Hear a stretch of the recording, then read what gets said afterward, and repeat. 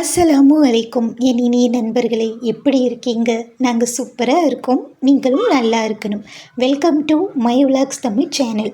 இந்த வீடியோ திங்கக்கிழமை, அதாவது நேற்று எடுத்தது. ஒரு ஈவினிங் டு நைட் ரொட்டீன் தாங்க கவர் பண்ணியிருக்கேன். ஒரு குட்டியான வீடியோ தான். ப்ளீஸ் ஃப்ரெண்ட்ஸ் பாருங்கள், ஃபுல்லாக நல்லா இருக்கும். சப்போர்ட் பண்ணுங்கள். சரி, வீடியோக்குள்ளே போகலாமா? மதியம் லஞ்சு சாப்பிட கடையிலேருந்து வீட்டுக்கு வருவேன்ல, அப்போவே லஞ்சு சாப்பிட்டுட்டு ஈவினிங்க்கு ஏதாச்சும் சாப்பிட்ணுமே அப்படின்ட்டு வெள்ளை உளுந்துருக்குல்ல, அதை ஊற வச்சுட்டு போயிருந்தேன். மறுபடியும் கடையிலேருந்து ஒரு 5:30 மணிக்கு போல் வீட்டுக்கு வந்து அதை அரைச்சிட்டேங்க. 2-3 தண்ணி வாஷ் பண்ணிவிட்டு அது கூடவே பார்த்திங்கன்னா ஒரு ஏலக்காய், கொஞ்சோண்டு சுக்கு இடித்து சேர்த்துக்கிட்டேன். லைட்டாக போடுங்க, இல்லைன்னா அதுவே பார்த்திங்கன்னா டாமினேட் பண்ணிடும். இதை போட்டு நல்லா மைய அரைச்சிட்டு ஒரு அடிகனமான பாத்திரத்தில் நல்லா தண்ணி பதத்துக்கு கலந்து சிம்லேயே வச்சு அடிக்கடி கலந்து விட்டுட்டே இருங்க, இல்லைன்னா அடி பிடிச்சிடும். ஹை ஃப்ளேமில் வச்சு சீக்கிரமாக ஆகணும்னு நினச்சிங்க அப்படின்னா பொங்கி போயிடும். ஸோ கவனமாக நம்ம இதை கலந்து விட்டுட்டே இருக்கணும். வெள்ளை உளுந்தோட நீங்கள் கருப்பு உளுந்து எடுத்தீங்க அப்படின்னா இன்னுமே ஹெல்த் பெனிஃபிட்ஸ் அதிகம். பட் என்கிட்ட அன்றைக்கி இல்லை. ஸோ இருக்கிறத வச்சு நம்ம குடிச்சிட்டு போயிடணும்ல, அதனால் பார்த்திங்கன்னா அதையே ஊற வச்சுட்டேன்.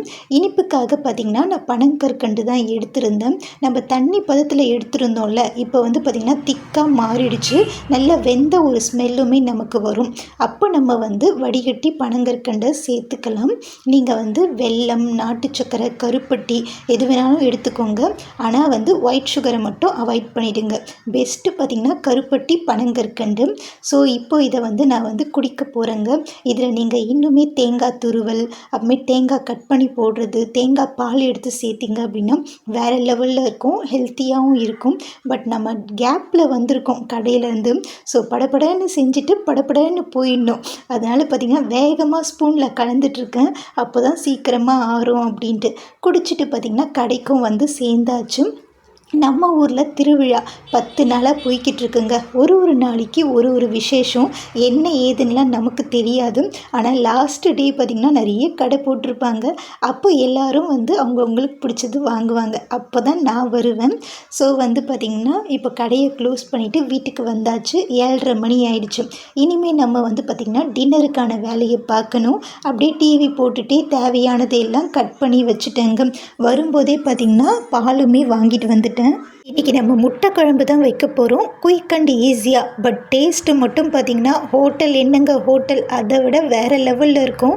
அந்த மாதிரி ஒரு ரெசிபி கண்டிப்பாக ட்ரை பண்ணி பாருங்கள். அதுக்கு பார்த்திங்கன்னா மிக்ஸி ஜாரில் ஒரு 3 வெங்காயம், அப்புறம் 2 பழமான தக்காளி, ஒரு கைப்பிடி தேங்காய், ஒரு துண்டு இஞ்சி, ஒரு 6 பல் பூண்டு சேர்த்துட்டேன். இப்போ அதில் பார்த்திங்கன்னா ஒரு பட்டை, லவங்கம், ஏலக்காய் இதையும் சேர்த்துட்டேங்க.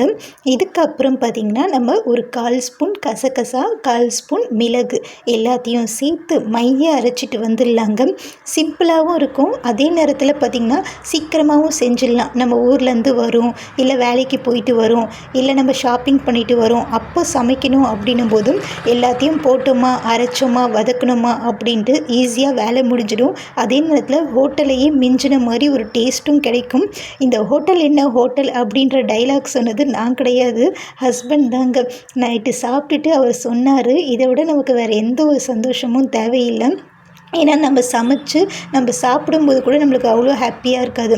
நம்ம சமைச்சதை வேறு யாராச்சும் சாப்பிட்டுட்டு சூப்பராக இருக்குது அப்படின்ட்டு வாய் நிறைய பாராட்டும் போது நமக்கு அவ்வளோ சூப்பராக இருக்கும். ஹாப்பியாக இருந்ததுங்க அவர் அந்த டைலாகை சொல்லும்போது. அதனால தான் நானும் உங்கள்கிட்ட அந்த டைலாக்கை சொன்னேன். ஸோ இப்போ எப்படி செய்கிறதுன்னு பார்க்கலாம். குக்கர் வச்சுட்டேங்க. அதில் எண்ணெய் கொஞ்சம் அதிகமாக சேர்த்துக்கோங்க. ஒரு வெங்காயத்தை கட் பண்ணி அது கண்ணாடி பதத்துக்கு வந்த பின்னாடி நம்ம அரைச்சோம்ல அந்த வெங்காயம் தக்காளி பேஸ்ட்டு அதையும் போட்டு சிம்லேயே வச்சு நல்லா வதக்கி விடுங்க. எண்ணெய் பிரிஞ்சு வரட்டும். இப்போ அதில் 1/4 ஸ்பூன் மஞ்சள் தூள், 2 ஸ்பூன் தனியாத்தூள், ஒரு 1/2 ஸ்பூனுக்கு அதிகமாக மிளகாய் தூள்.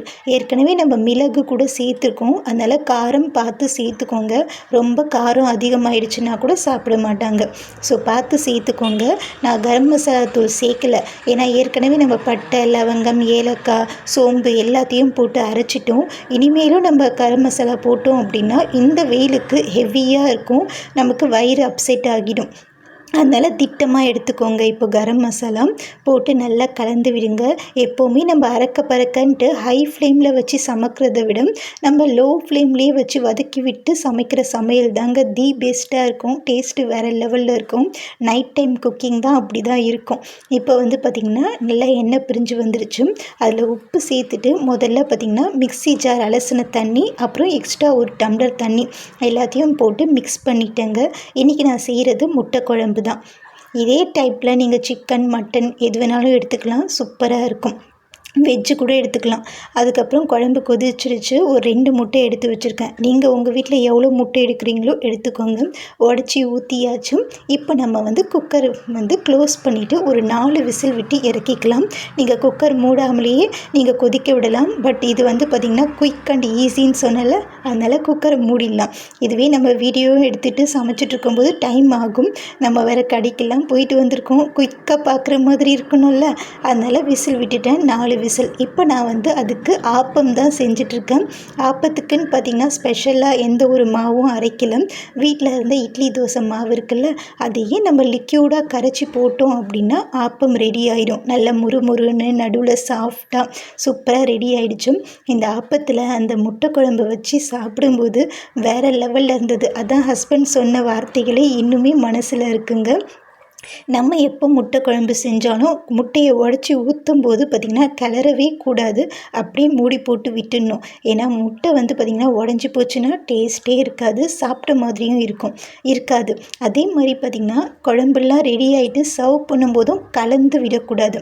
லைட்டாக மிக்ஸ் பண்ணணும். அப்போ தான் முட்டை உடையாது. இப்போ நல்லா முட்டை ஸ்பாஞ்சியாக நம்முடைய ஆப்பம் சூப்பராக இருந்ததுங்க. டேஸ்ட்டு கண்டிப்பாக ட்ரை பண்ணி பாருங்கள். நான் சொன்ன அளவுகளை ஃபாலோ பண்ணிங்க அப்படின்னா 4 பேர் சாப்பிட்லாம். நாங்கள் 2 பேர் 2 டைம் வச்சு சாப்பிட்டோம். நைட்டு, இன்றைக்கி காலையில். அதுக்கப்புறம் பார்த்திங்கன்னா அவ்வளோதான். இந்த குட்டி வீடியோ முடிஞ்சிருச்சு. கண்டிப்பாக ட்ரை பண்ணி பாருங்கள். இந்த வீடியோ உங்களுக்கு பிடிச்சிருந்தா லைக் பண்ணுங்கள், ஷேர் பண்ணுங்கள், கமெண்ட் பண்ணுங்கள். மறக்காமல் சப்ஸ்கிரைப் பண்ணுங்கள். Bye friends. இன்னும் ஏதாச்சும் உங்களுக்கு இன்ஃபர்மேஷன் தேவைப்பட்டால்